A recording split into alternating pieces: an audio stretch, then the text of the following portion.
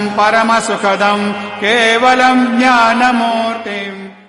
नमस्कार, स्वागत है आपका हमारी खास पेशकश देव दर्शन में और मैं हूं आपके साथ अवंतिका श्रीवास्तव। आज देव दर्शन में बात शिरडी वाले साईं बाबा की, जिनके नाम मात्र से ही दुख दर्द दूर हो जाते हैं। आज उन्हीं के संसार की सैर, जहां पहुंचने मात्र से आप स्वयं के सौभाग्य को सराहेंगे।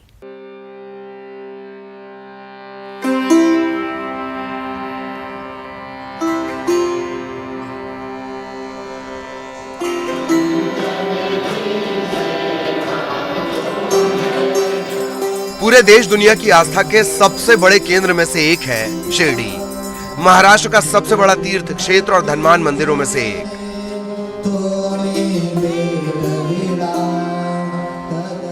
शिरडी के साईं धाम में रोजाना लाखों भक्त लंबी लंबी कतारों में लगकर अपनी आस्था का अर्पण करने पहुंचते हैं। बाबा की एक झलक के लिए घंटों का इंतजार भी छोटा लगता है।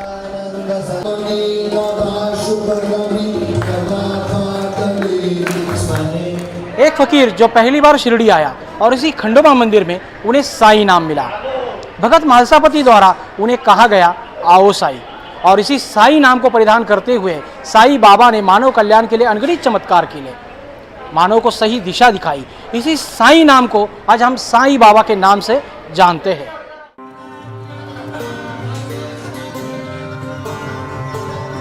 तो कैसे एक फकीर लाखों लाख लोगों की आस्था का केंद्र बन गए? कैसे लाखों लाख लोगों को सौभाग्य मिलता है? आस्था से लेकर आर्थिकी तक हर पहलू से आपको अवगत कराएंगे। कैसे एक बाराती बाबा बनकर लोगों के दुख हरने लगे। बताया जाता है कि साईं बाबा का शिरडी आगमन सन 1872 के दशक में हुआ। पहली बार लोगों को एक फकीर नीम के नीचे ध्यान में डूबा दिखाई दिया, जिसकी सहजता तेज बनकर लोगों को अपनी तरफ खींच रही थी। तब शिरडी खंडोबा मंदिर में भगत महालसापति ने कहा, आओ साईं। बस तभी से ये फकीर के साईं और फिर साईं बाबा बनने का सिलसिला शुरू हुआ।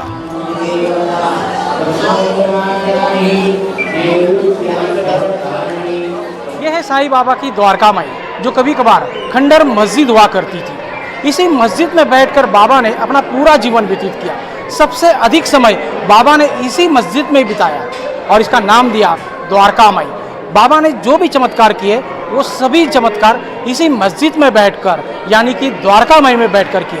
यहाँ पर बाबा ने धूनी जलाई है, जिस धूनी की गर्माहट महसूस करने के लिए भक्त यहाँ पर आते हैं। साईं बाबा के समाधि के दर्शन के बाद भक्त यहाँ आकर बाबा के सामने शीश झुकाते हैं और प्रार्थना करते हैं कि सबका कल्याण हो। है कि आज भले ही उनका शरीर मौजूद नहीं, लेकिन शिरडी के कण कण में आप साईं को महसूस कर सकते हैं। बाबा ने दशहरे के दिन अपनी देह त्याग कर महासमाधि ली थी। 15 अक्टूबर 1918 को इसी द्वारका माई में बाबा का महानिर्वाण हुआ।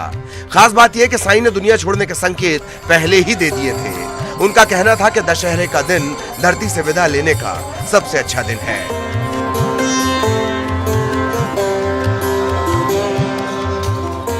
जो सूर्योदय कालीन तिथि होती है वही तिथि मनाई जाती है। इसलिए बाबा ने समाधि अवस्था प्राप्त की तो उसी दिन विजयादशमी थी, सूर्योदय कालीन दशमी थी। इसे बाबा का महोत्सव विजयादशमी को ही मनाया जाता है। 1918 में बाबा का देहांत हुआ। द्वारका माई मंदिर में ही बाबा का लगभग दोपहर तीसरे प्रहर पे, यानी कि 2:30 से 3 बजे के अंदर बाबा का देहांत हुआ है। बाबा की समाधि अवस्था हुआ है। एक और बात कि बार बार बाबा के धर्म और जाति को लेकर बात होती है। ऐसा नहीं कि उन्होंने जीते जी इस तरह के सवाल का सामना न किया हो। सदा सरल सहज वात्सल्य भाव वाले बाबा को एक दिन भयंकर क्रोध आया, ऐसे ही एक सवाल पर।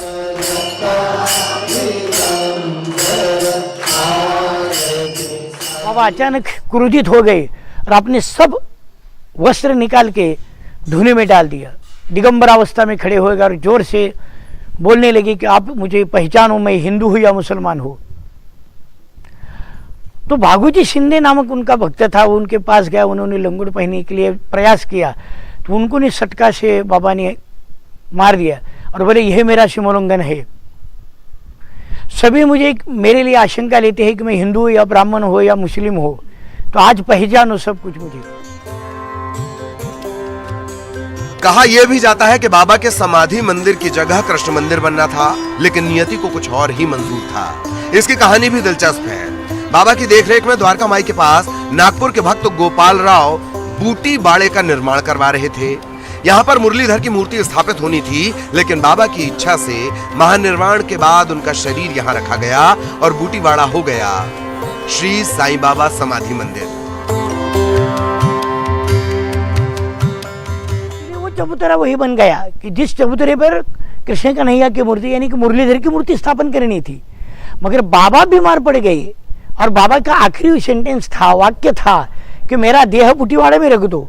तो वो कहाँ रखा है कि जहाँ मुरलीधर की प्रतिष्ठापना होने वाली थी, इसलिए मुरलीधर का मंदिर बनाया था। वो मुरलीधर का गाभाराई मंदिर का बन हुआ था, इसलिए वो जो घूमट बन गया कि जिसके ऊपर वो मुरलीधर का मंदिर बनाने का इसीलिए या ऐसा बनाया था।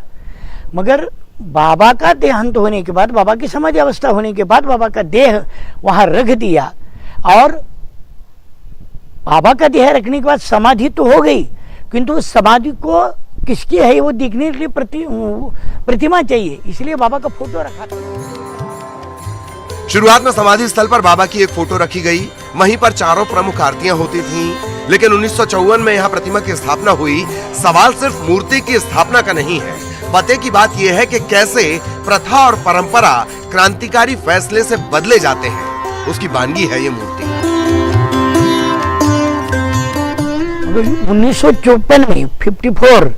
1954 में बाबा की मूर्ति की प्रतिष्ठापना हुई। बाबा परंपरा और प्रथा जिसको बाबा छेद देते थे, कई बार साईं की लीला ऐसी है कि जिसमें बाबा ने स्वयं का भी ऐसा ही परंपरा का छेद देकर नया खुद बनाने के लिए बाबा ने किया है, क्योंकि बाबा क्रांतिकारी निर्णय लेने थे। शास्त्र ऐसा है कि मंदिर होने के बाद मूर्ति प्रतिष्ठापना होती है, मूर्ति प्रतिष्ठापना होने के बाद कलशारोहण होता है। मगर यहाँ ऐसा हुआ कि बाबा का देह वहां रख दिया, बाबा का समाधि मंदिर बन गया, और वो सब गाभारा बनने के बाद कलश भी हो गया। तो 1952 में विश्वस्त मंडल ने उसको पारणकर महाराज के हाथों से स्वर्ण कलश बैठाया, मगर वो बाबा का देह था, आनंद कुटी का ब्रह्मांड वहां था, इसी कारण वो होने के बाद कलशारोहण हुआ। ये तो परंपरा का छेद हो गया। मगर फोटो जब तक था तो बाबा की भी लीला होगी कि अचानक मार्बल मिल गया, और वही विद्यमान विश्वस्त मंडल ने बाबा की मूर्ति मुंबई के तालीमहल से बना ली, और वो मूर्ति 1954 में बाबा की मूर्ति प्रतिष्ठापना की गई, कि वही मूर्ति आज सब साईं भक्तों को दर्शन देती है।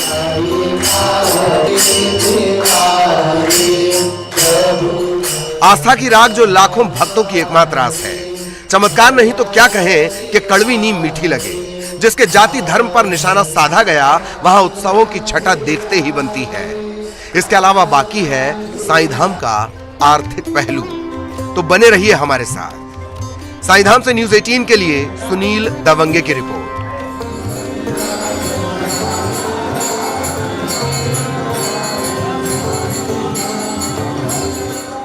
कोरोना काल से पहले शिरडी पहुंचने वालों की संख्या करोड़ों में होती थी। हालांकि अभी भी लाखों भक्त बाबा के आशीर्वाद के लिए पहुंचते हैं और लगातार ये संख्या बढ़ती जा रही है।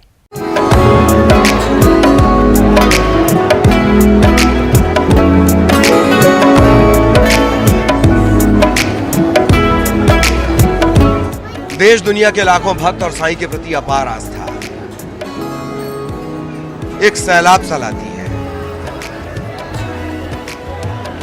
इस पूरे सैलाब को व्यवस्थित रखना किसी चुनौती से कम नहीं, और इस चुनौती को पूरा करता है साईं ट्रस्ट। दर्शन व्यवस्था और बुनियादी सुविधा देने वाले साईं ट्रस्ट के मुखिया IAS अधिकारी होते हैं।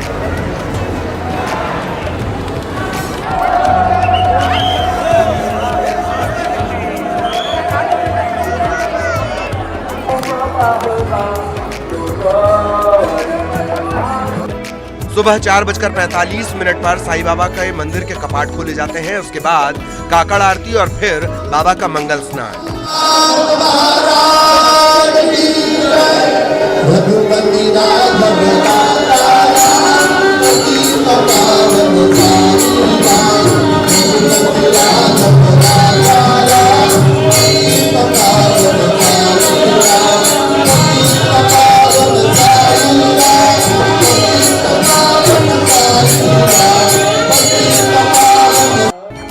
काकड़ आरती और मंगल स्नान देखना किसी अलौकिक अनुभव से कम नहीं होता।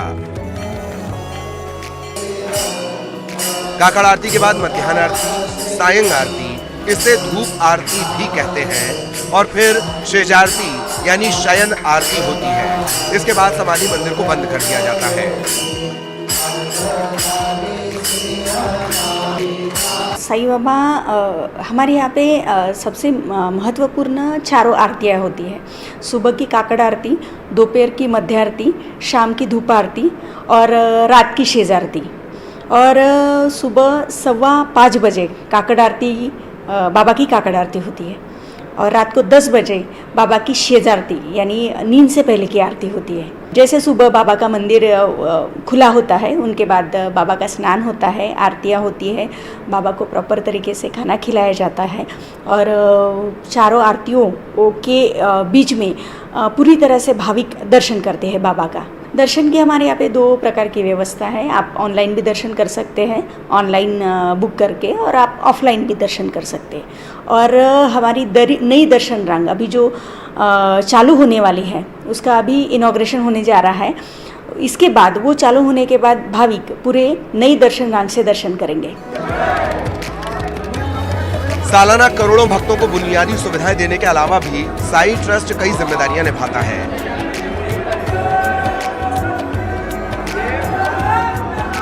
करीब 41 विभाग हैं जो अलग अलग सामाजिक सरोकार को पूरा करते हैं। इसमें स्कूल, कॉलेज, अस्पताल, रुकने और खाने की व्यवस्था आदि शामिल है।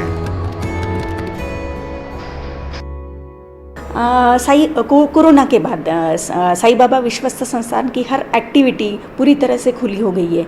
जैसे साईं बाबा के स्कूल, कॉलेजेस, साईं बाबा के हॉस्पिटल्स, उनकी पूरी हमारे पास 41 डिपार्टमेंट है। वो 41 डिपार्टमेंट की गतिविधियाँ पूरी तरह से चालू हो गई है, और पूरी तरह से भक्त भाविक बाबा के मंदिर में दिन भर आ सकते हैं। और उसके अलावा बाबा का प्रसादालय भी पहले की तरह पूरी तरह से भाविकों के लिए सज्ज है। भाविक जाके वहाँ पे खाना खा सकते हैं। सबसे पहले तो ये समय लगना रश पे, यानी जितनी भीड़ है, अगर ज़्यादा भीड़ है तो ऑब्वियसली थोड़ा सा समय लग सकता है। अगर जिस दिन भीड़ कम है, उस दिन बाबा का दर्शन बहुत जल्दी और इजी तरह से होता है। बहुत ही उनके चेहरे पे बहुत ही ज़्यादा कृतार्थ भाव होता है। वो बाबा के भक्त जब अपने बाबा से मिलते हैं, जब वो समाधि का दर्शन लेते हैं, तब उनके मन में होता है कि मुझे अपने बाबा मिल गए, और वो बड़े खुश होते हैं। सबसे पहले बात कि हर कोई चाहेगा कि बाबा का जो वाड़ा है, बाबा का जो मंदिर हो, कई सालों तक वैसे के वैसे बना रहे, उसका मजबूतीकरण हो, उसका सुदृढ़ीकरण हो। तो उसके लिए हम कोशिश करने जा रहे हैं, और इसके लिए हम भारतीय पुरातत्व संस्था का भी सहाय ले रहे हैं। और ऑब्वियसली पूरी तरह से मुआयना लेने के बाद ही हम इसकी शुरुआत करेंगे। बाबा के महानिर्वाण के बाद तारीख 13 फरवरी 1922 को साईं बाबा संस्थान की स्थापना हुई। सिर्फ 900 भक्तों का ये परिवार आज लाखों तक पहुंच गया है।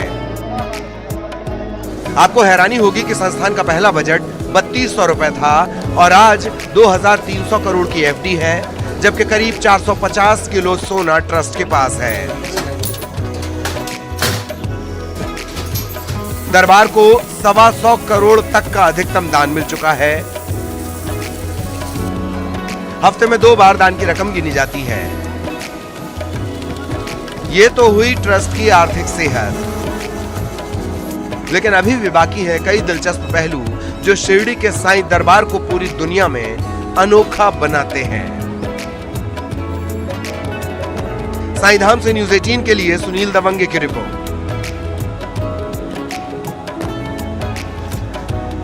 और इसी बीच रुक रहे एक छोटे से ब्रेक के लिए, फौरन हाजिर होते हैं।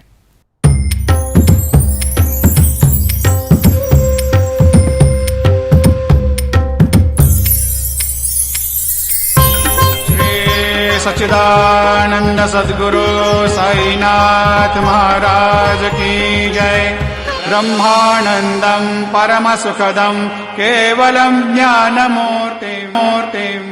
ब्रेक के बाद आपका स्वागत है। ब्रह्मानंदं परम सुखदं केवलम ज्ञानमूर्तिं।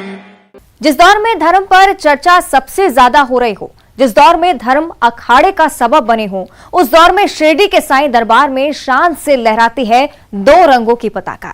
रंगोत्सव, कार्तिक पूर्णिमा जैसे पर्व यहां इस शानदार तरीके से मनाए जाते हैं जो साईं पर सवाल उठाने वालों के लिए किसी सबक से कम नहीं है।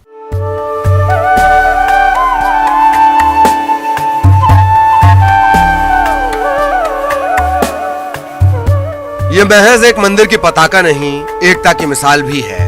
ये सिर्फ ध्वजा नहीं, देश की धमनियों की तासीर है। ये सिर्फ एक झंडा नहीं, जमहूरियत की मिसाल है। बाबा के दरबार में द्वारका माई में केसरी और हरे रंग की पताका लगाई जाती है, जिसे हर रामनवमी पर बदला जाता है।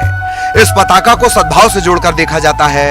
हालांकि इसी को लेकर कई बार साईं को सवालों का सामना करना पड़ा था, लेकिन उन फकीर पर कोई फर्क नहीं पड़ा। हमने आपको प्रसंग भी बताया था कि मजहब के सवाल पर एक बार बाबा कुपित भी हुए थे और अपने पूरे कपड़े उतार दिए थे। हालांकि साईं के भक्तों को ना तो सवालों का असर पड़ता है, ना ही अफवाहों का। एक और खास बात कि भक्तों का दावा है कि साईं बाबा ने उन्हें कभी श्री राम तो कभी श्री कृष्ण के रूप में दर्शन दिए। यही वजह है कि धीरे धीरे साईं धाम में बाकी के त्योहार भी धूमधाम से मनाए जाने लगे। फिलहाल साईं की शिरडी में 4 मुख्य उत्सव होते हैं। इसमें गुरु पूर्णिमा, पुण्यतिथि उत्सव, रामनवमी, रंग पंचमी।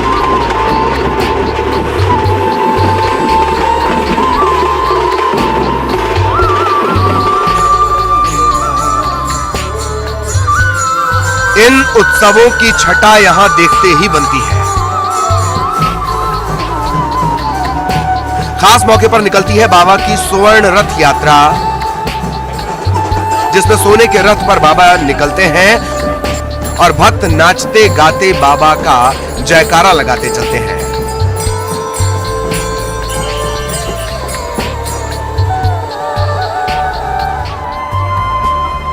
इन तमाम मौकों के अलावा साल भर बाबा के दरबार में भक्तों के आने का सिलसिला जारी रहता है।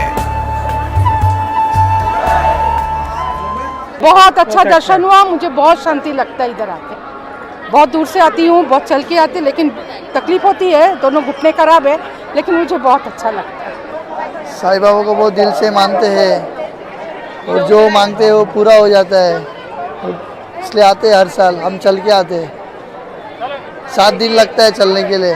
आज 7वां दिन हम दर्शन किए।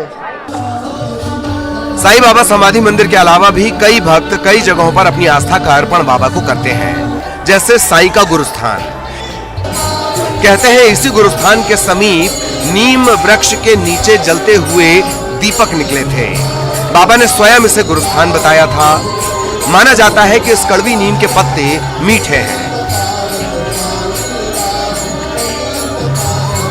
साईं समाधि के दर्शन करने के बाद भक्त यहाँ घंटों प्रतीक्षा करने के बाद नीम का पत्ता आशीर्वाद स्वरूप प्राप्त कर पाते हैं। मैं जमशेदपुर से आया हूँ और काफ़ी अच्छा लगता है कि मंदिर में डेफिनेटली आने को पॉजिटिव एनर्जी का जो सोर्स होता है वो मिलता है। मेरे को अच्छा लगा, इधर को आया और काफ़ी सुना था, आज देख लिया, अच्छा लगा। और सारी दुख दुविधा यहाँ आकर हम उनके शरण में अर्पण करते हैं। साईं बाबा का बहुत आशीर्वाद है, बहुत सारे कहने के लिए बहुत कुछ है, लेकिन शब्द नहीं है।